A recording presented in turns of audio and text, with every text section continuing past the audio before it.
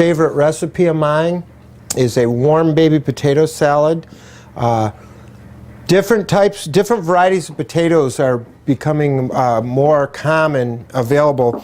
You want to get the B size or baby size because they're just a lot easier to work with. They cook faster, and they have a little bit sweeter taste. What I have here is a red, a Yukon Gold, and a purple baby potato.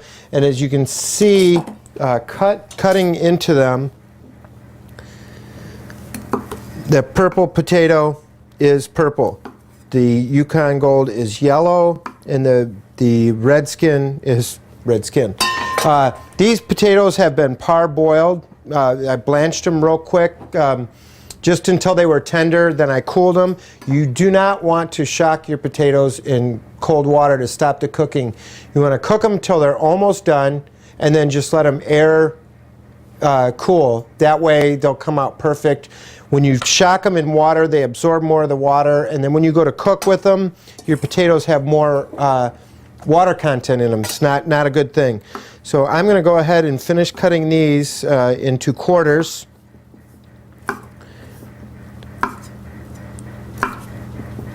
We're going to put those in with the rest that have already been cut. And I'm going to take those in. I have a pan here that has some rendered bacon in it. All I did was dice the bacon and then real low heat rendered it to crisp it up and get the fat. I'm going to keep the fat for my recipe here. I'm going to go ahead and dump the potatoes in that rendered bacon. Stick that back on a very low heat. I'm going to dice some herbs. What I have here is some fresh dill, some fresh chives, basil, and parsley. And you do not want to use the stem of these herbs because the stem gets bitter, except for cilantro. Cilantro is one of the only herbs that has the whole part of the plant is edible, and the stems are not bitter, have all the same flavor. So I'm just going to pick the larger parts of the stem out. Where the leaves are, the stem is okay to use. We're just going to pick that real quick, and then we're going to chop it up. And since I'm going to mix all these together, I'm going to just chop all my herbs together, with the exception of the basil, and I'll explain that in just a minute. Why? Of course, the chives, you don't have to pick anything. You just use them as is. Those are great. Parsley, again, you want to just pick the leaves off of the stem. We're going to put that right in with the dill. Okay, real quick, I'm going to cut the chives. I'm going to keep them in nice little... when you're dicing, you want to try and make them all the same size dices. So what I'm doing is, real quick, I got my chives together. I'm going to cut them up, keep them. I got my dill and parsley. I'm going to chop them.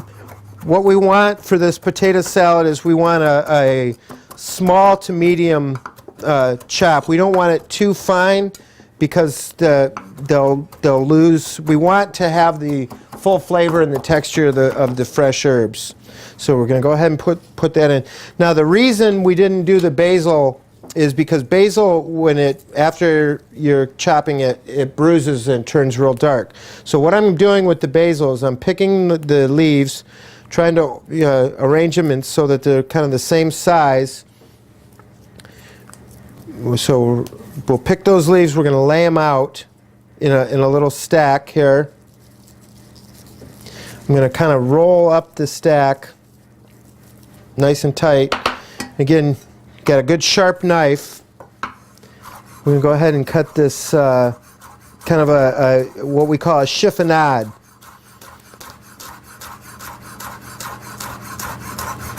And we have a nice, real fine chiffonade of the basil. Now we're going to take all those herbs and we're going to put them in our bowl here. We'll toss at the last minute. Celery. Again, just cut off the ends where they might be a little dried out. I'm going to cut it into some lengths here. And then we want a real fine dice. We don't want it to take up, we don't want it to be too big. We get a little bit of the flavor from the celery, and we get a nice texture, a nice crunch.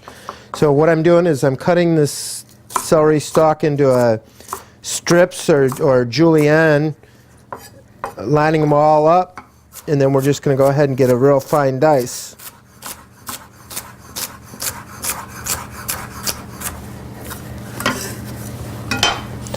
We'll go ahead and we're going to just drop those in our bowl here.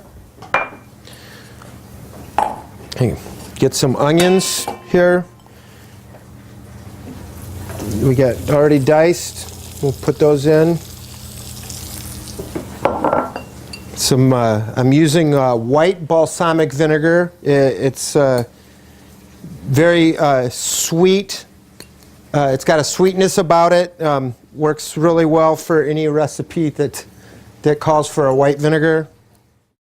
All right, now after you cook that on the stove for just a couple of minutes, not long at all, as you see here, I'm just kind of mixing it up a little bit. I'm going to dump in my herbs that are already chopped, and I'm going to very carefully measure out my liquids.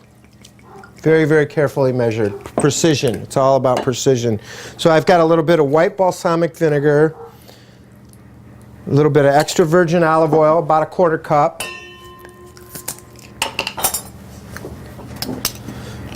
Got about a tablespoon of Dijon mustard.